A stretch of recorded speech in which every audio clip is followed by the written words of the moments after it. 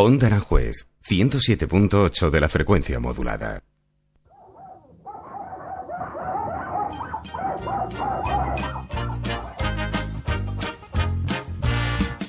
Mágicos Animales, el programa para entender a tus mascotas, aprender a cuidarlos y educarlos, comprender la magia que esconden.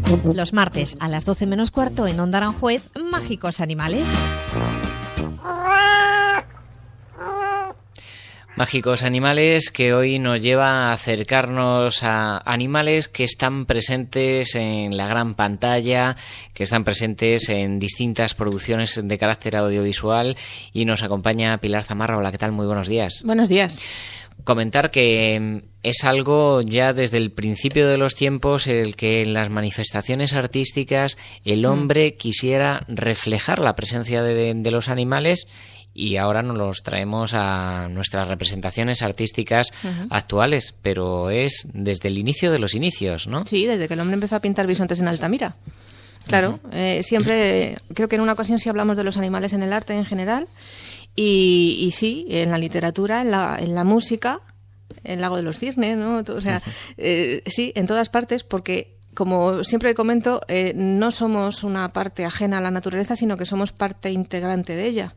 Y entonces ellos son nuestros hermanos, ¿sí? Y están en nuestro inconsciente, de manera que como están presentes en los relatos que primero eran de transmisión oral, en las leyendas, en los cuentos, eso pasó a la literatura, pues eso pasó a los guiones de cine, pasó al cine, que es el séptimo arte.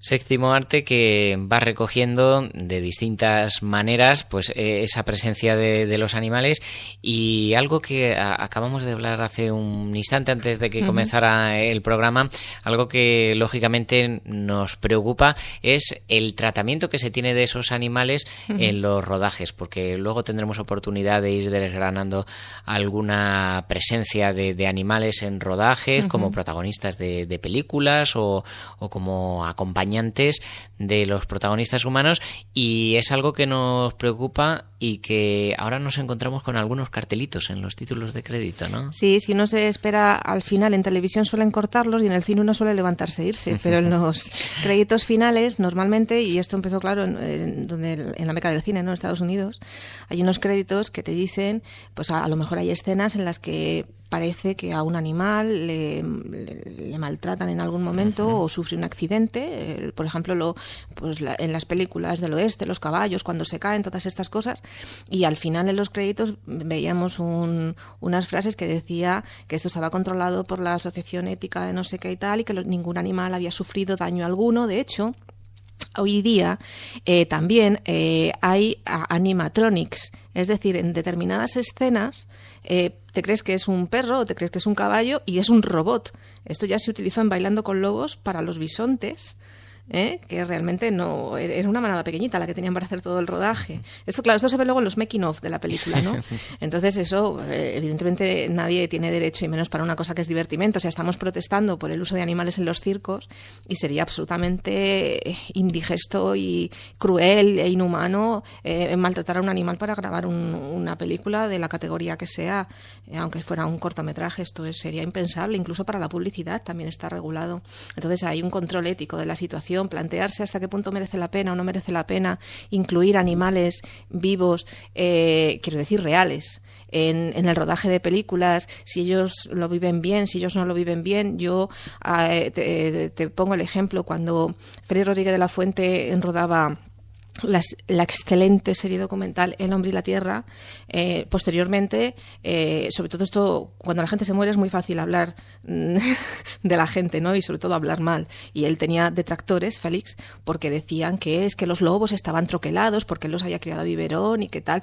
Bueno, vamos a ver, pero si no llega a ser por aquello, no nos concienciamos en este país de lo necesario que era. Es decir, pues aquellos lobos estaban rueda que te rueda a lo mejor, pero bueno, pero ellos los tenían allí en condiciones, y si no se conciencia. La película de Liberada Willy, de la orca, acabó con que precisamente esa orca fue liberada del acuario, y lo mismo pasó con Flipper, el adiestrador de Flipper, que luego se hizo un arduo defensor del tema de los delfines para que salieran de los delfinarios, porque es otra manera cruel de tener a estas criaturas tan extremadamente extremadamente inteligentes y sobre todo en el ámbito de la conciencia.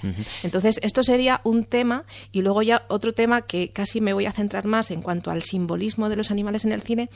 Vamos a hablar de una cosa que no tiene ningún no nos proporciona dilemas éticos. Cuando los representamos en dibujos animados, ¿qué te parece? Perfecto, lo representamos en dibujos animados y además no es baladí, lo apuntabas, el carácter y los animales que se eligen para representar a cada uno de los personajes. Todo tiene un porqué, ¿no? Desde las fábulas de Sopo hasta ahora mucho ha llovido y nos hemos encontrado con muchas vinculaciones de bueno, pues cómo se asocia un determinado animal a un determinado personaje, a una determinada característica. Sí, en la temporada pasada hablábamos de los animales, el simbolismo en las fuentes de los jardines de Aranjuez, el por qué había un perro en determinado lugar, por qué una tortuga en determinado lugar, y con las películas ocurre lo mismo. Y claro, tengo una amiga que me decía, bueno, y si son mensajes tan importantes, ¿qué hacen en las películas infantiles? ¿Por qué no nos los ponen a los adultos para que nos enteremos ya?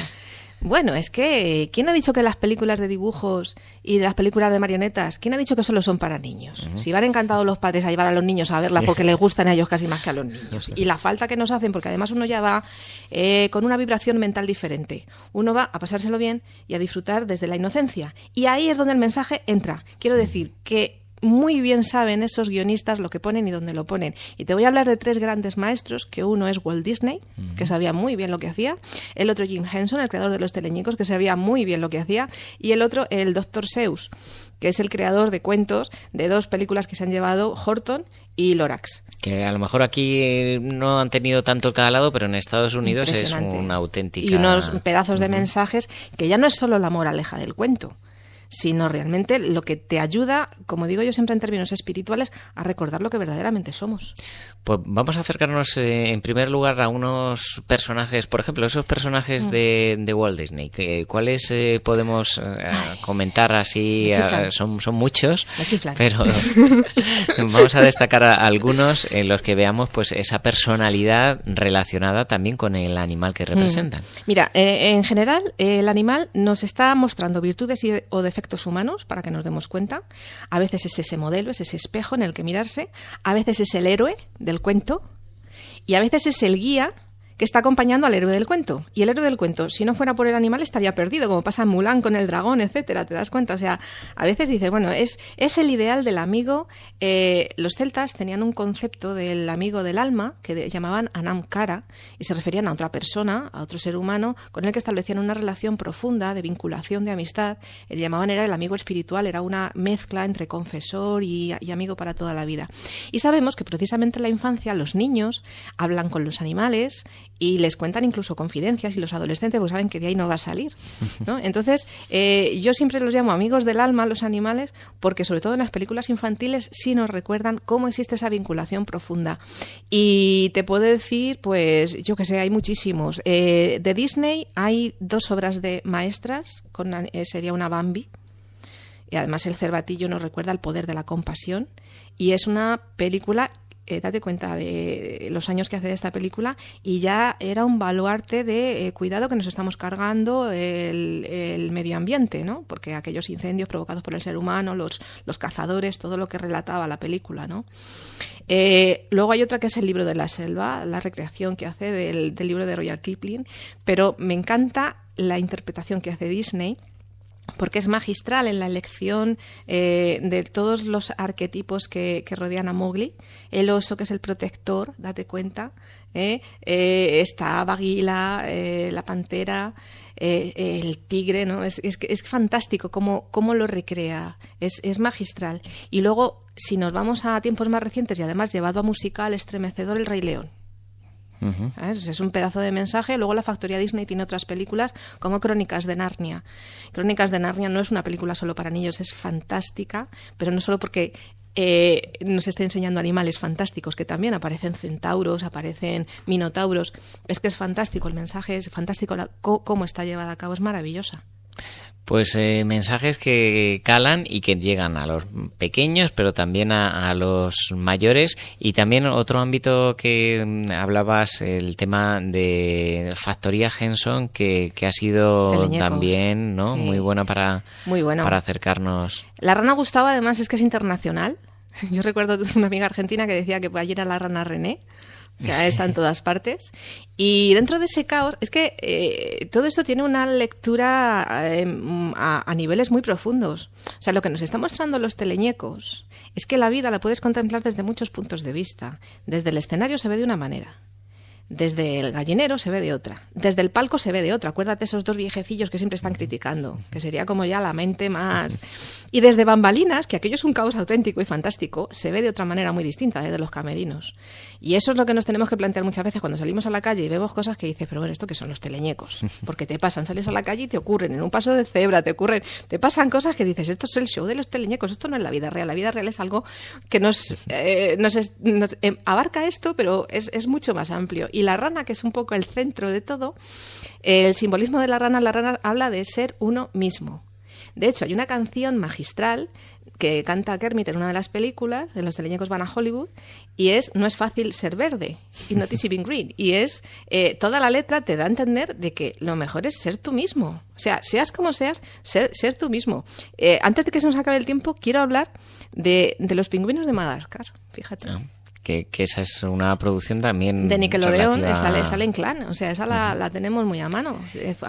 Salió del film de Madagascar y tanto gustó el pequeño papel que hacían los pingüinos que la factoría Nickelodeon se planteó hacer una serie televisiva. Bueno, pues ¿sabes qué son los Tres Mosqueteros y D'Artagnan? Toma ya. Adaptados, ¿no? Adaptados, pero representan esos... Representan lo mismo. O sea, tenemos... nosotros somos energía, inteligencia y amor.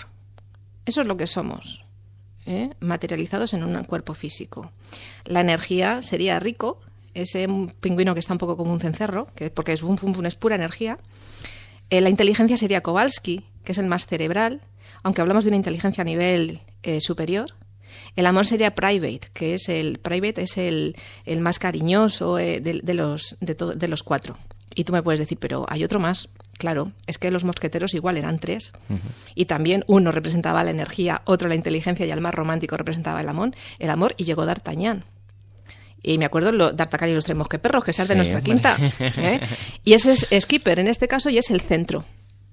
Porque si una persona se pasa mucho de una cosa, te pasas mucho de energía o te pasas mucho de inteligencia o te pasas mucho de amor, no estás en el mundo.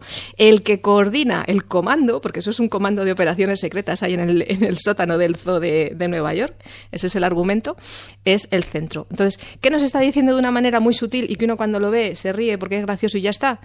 Que nos mantengamos en el centro, equilibrando esa capacidad que tenemos de ser energía, inteligencia y amor. Eso nos lo dicen los dibujos animados. Y no te he hablado de Hanna-Barbera, de la Warner, bueno, de Ratatouille, de Hello Kitty, del Cerdito Babe, del Caballo Spirit, de Winnie the Pooh, del Patito Feo, de la Abeja Maya. Bueno, yo traía aquí apuntado muchas cosas, pero es que luego siempre nos pasa lo mismo con el tiempo. Es curioso además porque hay veces que esa imagen que tenemos de los animales y esos estereotipos que les damos, luego lo extrapolamos a los animales reales. Sí, claro. ¿No? A veces nos pasa. Por ejemplo, a mí me resulta un poco extraño el hacer el estereotipo de Peggy, que va todo puesta y que está en los teleñecos, cuando el estereotipo que tenemos de los cerdos es de animales sucios o ¿no? Es el estereotipo que lo aplicamos de ida y vuelta, ¿no? Sí, lo que pasa es que ahí el arquetipo del cerdo, en realidad, nos está hablando del manejo de la energía, ¿sabes? Y hay muchas maneras. El hablar de que el animal de que el cerdo es un ser sucio, yo creo que es una excusa para comérsele en general, ¿no? Parece que es la manera de decir, es una criatura inferior, vamos a despreciarla. Y no es así, son animales inteligentes, son animales que hay gente que los tiene como domésticos y no se los come, que son cariñosos. La semana pasada que Patamames, que es un gran defensor de los derechos animales en este país, escribía en la revista digital Alegra Mag un artículo precisamente sobre los cerdos, ¿no? Entonces, bueno, Peggy es que tiene unas connotaciones diferentes. Ahí me has dado en todo el centro, precisamente, porque soy súper fan. Entonces, Peggy nos está hablando un poco también de cómo manejar esa energía, pero desde el ámbito de la belleza, porque estamos rodeados de belleza. Eso sí es cierto.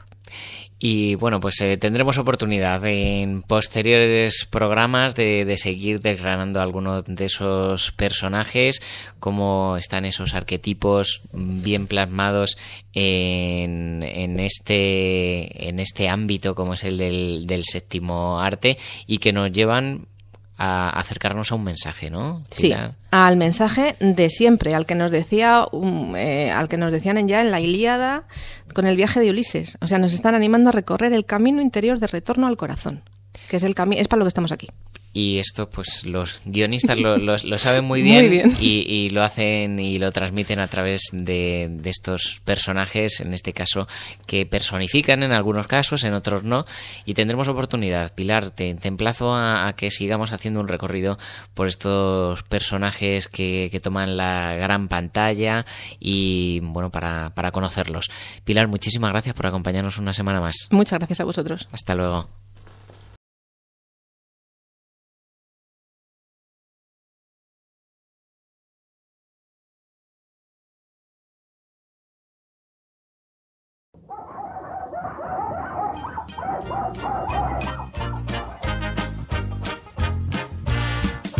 Mágicos Animales, el programa para entender a tus mascotas, aprender a cuidarlos y educarlos, comprender la magia que esconden. Los martes a las 12 menos cuarto en Onda Aranjuez, Mágicos Animales.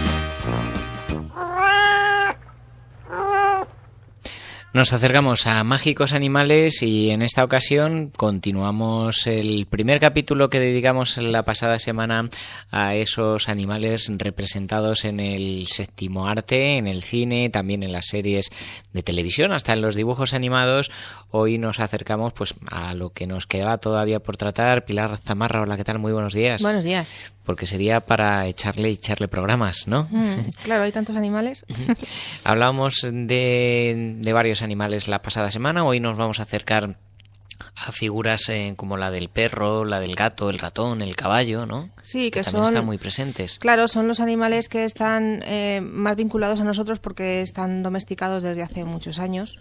Y entonces es muy habitual encontrar, por ejemplo, el perro, es muy habitual encontrarlo en películas, bien como protagonista como tal, como la perra Lassie o Rin Tin Tin, que eran... Yo creo que ha habido mucha gente que ha tenido después perros en casa y les ha puesto esos nombres, ¿no? Y incluso ha buscado que tuvieran ese aspecto y que fueran así de inteligentes, o el perro Rex, el policía, ¿no? Todos los amantes del pastor alemán, entre las cuales me incluyo, pues claro, te llaman mucho la atención y terminas viendo las series, aunque el argumento de la serie en sí no te atraiga, pero solo por ver al perro. Y luego pues hay perros en dibujos animados, como decíamos, sí. Y eso también marca un poco modas, entre comillas, y tendencias, sí, de razas que son pues más proclives en determinado momento a estar presentes en las casas, ¿no? Claro. Marcados por ese símbolo que reflejan. Yo aprovecho aquí a hacer, como siempre, un llamamiento a la conciencia, porque, por ejemplo, con la de 101 dálmatas se puso de moda el dálmata, pero el dálmata no es un animal para tener en un piso, es un animal que necesita espacio, necesita correr, necesita ejercicio. Entonces hay mucho dálmata traumatizado por ahí, por no disponer de las atenciones suficientes, sencillamente porque de pequeños son una cosa y cuando crecen son otra, como les pasa a la mayoría de las criaturas, ¿no? Entonces, bueno, no atenerse a las modas. Lo que simboliza el perro, que es un poco lo que nos trae aquí hoy a hablar del simbolismo, el perro es el guardián. Pero es el guardián, vamos a ver, el perro representa de alguna manera la parte masculina del ser, ¿no? Porque es el guardián, pero eso sería desde el punto de vista físico. Desde el punto de vista etérico, tienen una carga femenina, así están equilibrados, porque es el que cuida también, ¿te das cuenta? Mientras que con el gato ocurre lo contrario. El gato tiene un simbolismo femenino, del yin, de la maternidad, porque las gatas se entiende que son más prolíficas sexualmente a lo largo del año, por ejemplo, que las perras, ¿no? E incluso si tú te fijas en la cara de un gato, en la manera en la que están dibujados los ojos y la trufa, realmente se puede ver cómo está dibujado como el útero femenino con los ovarios. Es curioso, tienen la cara más triangular, no tienen el hocico como los perros, es distinto completamente. Y sin embargo, desde el punto de vista etérico, desde el punto de vista energético, tienen la parte masculina, porque son cazadores, son más silvestres, más libres, más salvajes, un poco el papel que teníamos al principio en la prehistoria, ¿no? Que el hombre era el cazador-recolector y la mujer era la que cuidaba. Porque realmente esto que te estoy hablando viene de la antroposofía, que es la ciencia del espíritu. Los animales están acompañándonos en nuestra existencia y se tiene la creencia que desde la Atlántida éramos todos uno y no había diferenciación, pero cuando ya se produjo la caída de la mente, te estoy hablando ya a nivel metafísico, a nivel espiritual, pues hubo una separación de los sexos, y el perro y el gato ya estaban con nosotros. Entonces han permanecido con nosotros, porque si no, ¿qué necesidad tenía el gato de acompañarnos con esas características que tiene? ¿O qué necesidad tendría el perro? Sí, los domesticaron con facilidad, pero ¿por qué? ¿Qué necesidad tenían si los lobos viven en libertad, que es de donde viene el perro, y los gatos también pueden vivir en libertad? ¿Qué necesidad tenían de estar con nosotros?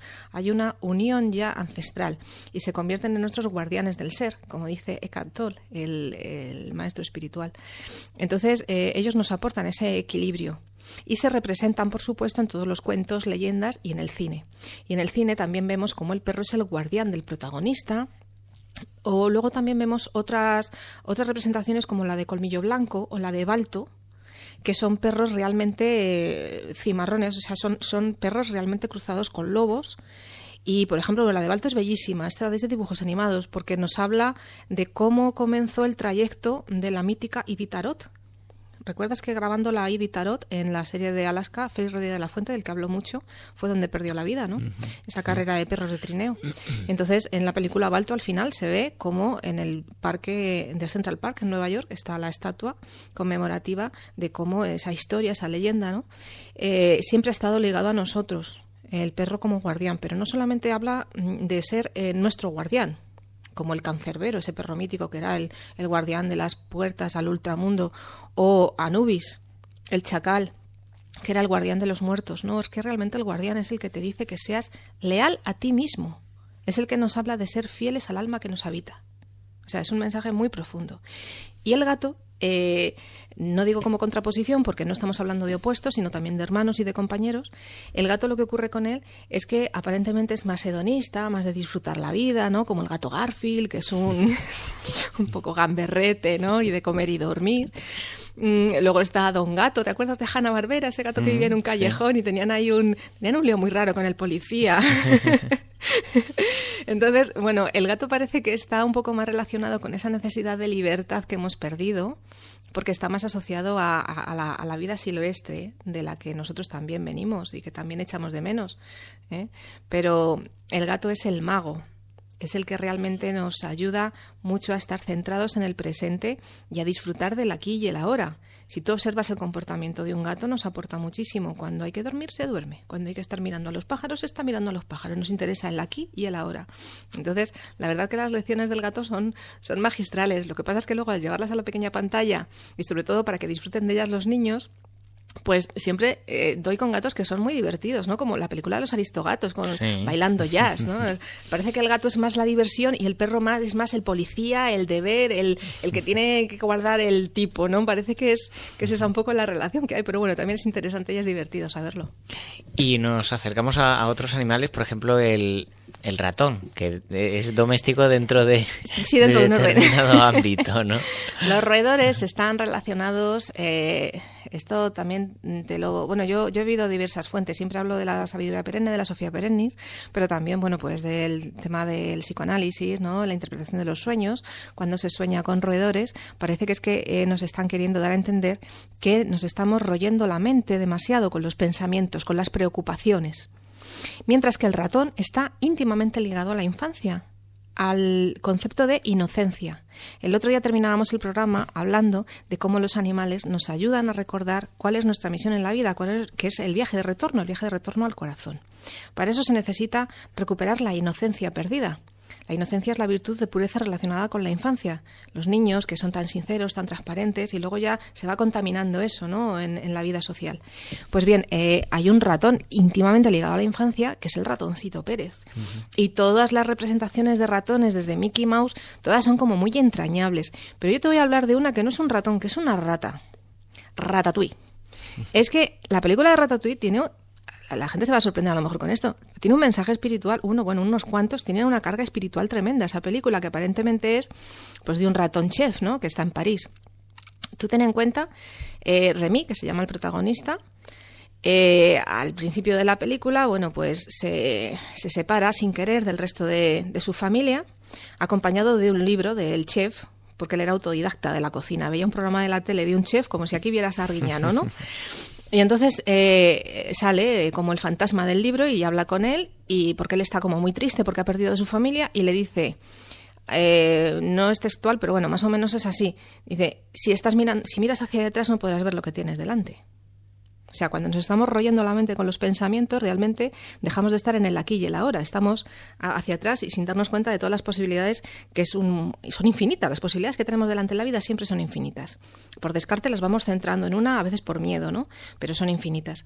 Hay otra escena clave, más al final de la película, en la que el padre de Remy le lleva delante de un escaparate donde se venden raticidas y cepos y cosas para exterminar, y le habla de que el ser humano no va a poder cambiar nunca, de que la naturaleza humana es así, y para que él no se fíe de su amigo el cocinero. Y él le viene a decir, vamos a ver, pero es que el cambio está en nosotros. Tenemos que ayudar a la naturaleza porque el cambio está en nosotros. Nosotros estamos aquí para ayudarla. O sea, es un gurú, Ratatouille es un gurú. O sea, toda la película te están diciendo, cualquiera puede cocinar, pero no todo el mundo puede ser un gran chef, para que tú te dediques a elaborar tu talento propio en la vida. Y al final, el crítico de arte, que no por casualidad se llama Ego, precisamente cuando se desarma, cuando recupera la inocencia. Volvemos a las virtudes de los roedores. Recupera la inocencia cuando prueba lo que Ratatouille ha cocinado para él. Automáticamente le vienen los recuerdos de su infancia mediante ese alimento, porque claro, el sentido del gusto y el olfato están íntimamente ligados. Sabemos que el olfato está en el sistema límbico, que es nuestro cerebro primitivo, y nos evoca recuerdos del pasado y sobre todo recuerdos gratificantes. O sea, todo esto con un sencillo ratón. Fíjate si hay simbolismo detrás. No tan sencillo, y hacemos un último apunte, ya nos pasamos del tiempo, pero un último apunte respecto a los caballos, que también están presentes en tantísimas películas. Sí, además el caballo ha sido medio de transporte de la humanidad hasta que empezaron los aparatos ya de locomoción, los automóviles y los carros y demás, ¿no? Bueno, empezaron tirando de los carros, los caballos, y luego ya se motorizó el asunto.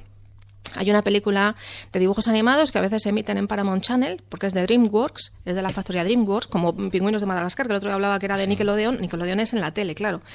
Y Spirit, la leyenda del corcel indomable, es fantástica. Esa película es impresionante. Cómo habla de lo que simboliza el caballo. El caballo es el compañero del guerrero espiritual. El guerrero espiritual es el que nos habla del poder de la presencia centrada. Y el caballo que acompaña al guerrero nos está hablando del poder y de la libertad. Entonces, hay letras de las canciones de Spirit que son tremendamente recomendables. A mí me gustan mucho estas películas infantiles porque no solamente hacen una recreación muy bonita de los personajes, sino que también las letras y las canciones están muy bien estudiadas. Hay letras de canciones, sobre todo las películas Disney que hablábamos el otro día, que son impresionantes si uno se detiene a escucharlas bien, como por ejemplo la película Hermano Oso, etcétera, ¿no? Y en Spirit te habla de recuerda tu verdad, el retorno al hogar, del retorno al corazón, del viaje de retorno al centro, porque realmente el caballo lo que hace es un viaje de retorno durante la película, y se une además con un personaje que es indio. Sabes que a mí todo esto que he aprendido del simbolismo ha sido gracias a investigar sobre algo que me ha llamado siempre muchísimo la atención y a lo que soy fiel, porque es lo que me ha dado respuestas a mis preguntas, que es toda la sabiduría de los indios nativos de Norteamérica. Entonces la verdad es que es bellísimo cómo nos habla de cuál es el verdadero poder, que es el de la libertad, porque si uno se mantiene fiel a su naturaleza, pues uno se mantiene en un estado incluso óptimo de salud, donde la mente está conectada al corazón. Porque, como dije el otro día, somos energía, inteligencia y amor. Pues retazos respecto a esa presencia de los animales en el séptimo arte. Podríamos estar hablando muchísimo tiempo, pero bueno, hemos querido acercarnos de manera somera y hacemos esa invitación a que cuando vean una película, dibujos animados o una representación artística, pues piensen un poquito qué es lo que se esconde ahí detrás, ¿no? Que miren con el ojo del corazón. Mirando con el ojo del corazón te viene todo. Hacemos esa invitación. Pilar Zamarra, muchísimas gracias por acompañarnos.